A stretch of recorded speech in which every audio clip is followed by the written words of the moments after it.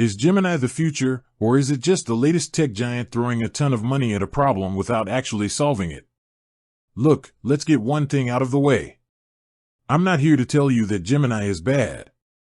Gemini is powerful, it's capable, and it's doing things that, just a few years ago, we would have considered science fiction. But for all the hype, all the jaw-dropping demos and all the promises, there's a dark side. A frustrating, sometimes infuriating side that nobody wants to talk about. A side of Gemini that makes you want to throw your laptop out the window and go back to a search engine that just gives you a list of links. And that's what we're talking about today. The things I hate about Gemini. The raw, unfiltered frustrations that have me questioning if this is really the future or just a very expensive, very polished version of an old problem. Now, you've probably seen the highlight reels. The videos of Gemini flawlessly summarizing a 50-page document, or writing a perfect piece of code, or even, in a now infamous demo, seemingly understanding a video in real time. It's a beautiful, elegant, and frankly, a little deceptive picture. Because the reality of using Gemini day-to-day is a little more messy.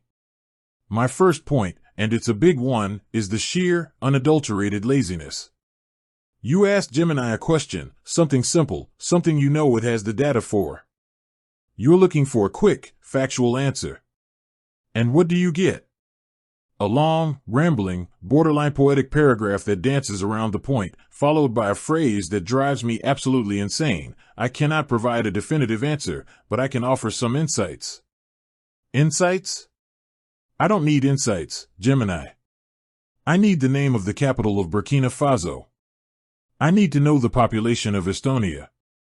I need a fact. And instead, I get a dissertation on the geopolitical importance of Burkina Faso and a link to a Wikipedia article. It's like asking a librarian for a specific book and having them give you a lecture on the history of the Dewey Decimal System before they even gesture towards the shelf. This is a problem of overcompensation. Google has spent years, and billions of dollars, trying to prevent its AI from making mistakes. And to their credit, they've gotten a lot better. But the solution, it seems, was to build so many guardrails, so many layers of caution, that the AI is terrified of committing to a straight answer. It's an AI that's afraid of being wrong, so it defaults to being vague. And that's a fundamentally useless trait in a tool that's supposed to be an information engine. It feels like they've trained it to be an expert in maybe. Which brings me to my second point, the overeagerness to connect to the real world. This sounds like a good thing, right? The promise of Gemini is its ability to access and understand real-time information from the internet. The problem is, it's not always right. Not even a little bit. I've had countless conversations with Gemini where it has confidently cited research papers that don't exist.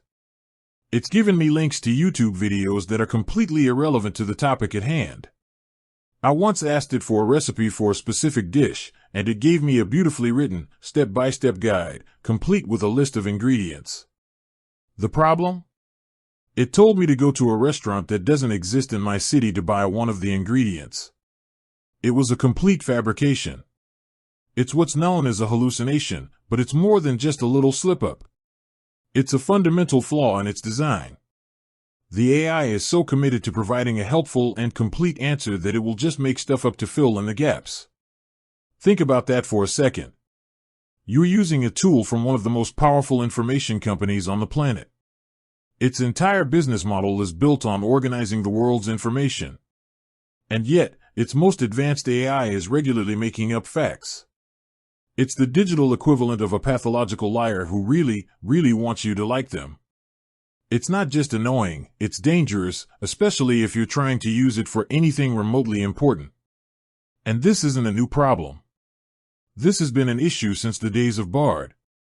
We've seen it make up facts about the James Webb Space Telescope, it's given incorrect legal advice, and it's even created fake restaurants. And every time, we get the same PR-friendly response, we're working on it. But the fact that this is still happening, and with such confidence, is a sign that the underlying issue is not a bug, it's a feature of how these large language models are currently built. Now let's talk about a real sore spot for a lot of people, the image generation.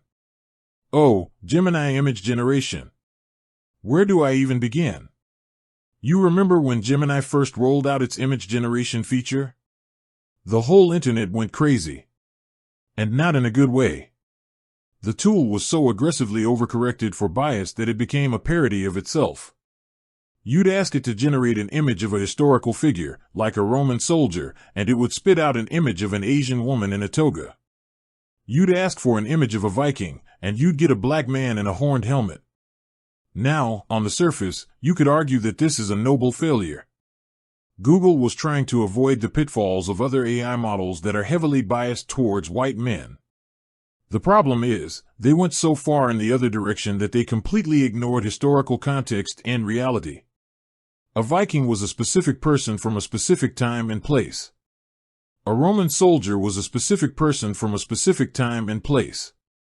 By trying to force diversity where it didn't exist, they not only created a bizarre and confusing tool, but they actually created a new kind of bias. They were effectively erasing history in the name of a very modern and very clumsy ideal. The backlash was so swift and so severe that Google was forced to completely disable the image generation of people. Just gone. And while it's a testament to Google's willingness to admit a mistake, it's also a powerful admission of failure. They built a feature so fundamentally flawed that they had to pull the plug entirely. And for a company that is supposed to be at the forefront of AI, that's not just a setback, it's a major and very public embarrassment. But even when it's not being historically illiterate, the image generation can be a little uninspired. The art style is often a bland, inoffensive corporate default. You ask for something with a specific style, and it gives you a watered-down, slightly too perfect version that lacks any real character or soul. It's the visual equivalent of elevator music. It's technically competent, but it's not art. It's just an image. Finally, let's talk about the user experience. This is a subtle one, but it's maybe the most insidious. The way Gemini is integrated into the Google ecosystem can feel less like a helpful assistant and more like a forced replacement. With that said, thanks for watching, and until next time.